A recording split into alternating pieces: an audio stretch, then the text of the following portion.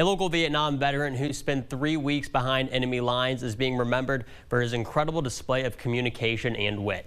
Fox 43 News reporter Gabriel Johnson joins us near Forbes Field in Topeka, where you can learn all about the Air Force legend. Roger Locher has lived in Sabetha for most of his life. However, if you visit the Combat Air Museum here in Topeka or visit Kite's Bar and Grill in Manhattan, you could find lots of backstory on his incredible rescue.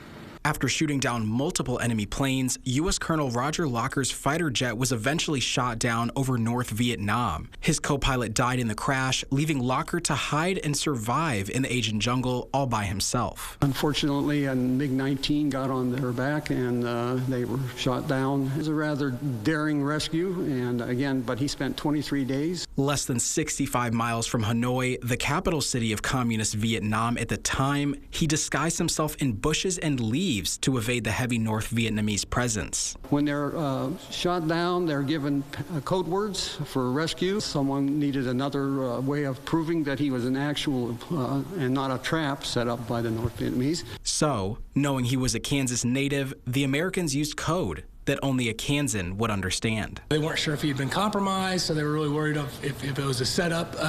So they started asking him some different questions. They asked him about kites, what kites was.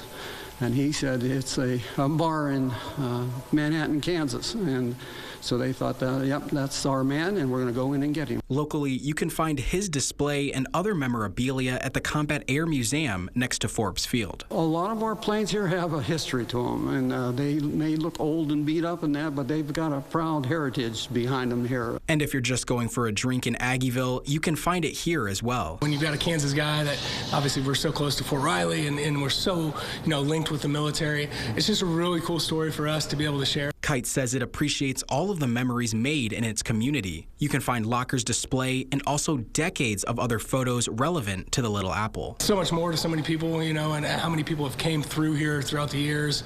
Kites will be 70 years old this year, so there's a lot of great stories like that, and this is just one of the ones that we're able to kind of put on the walls and really share with everybody.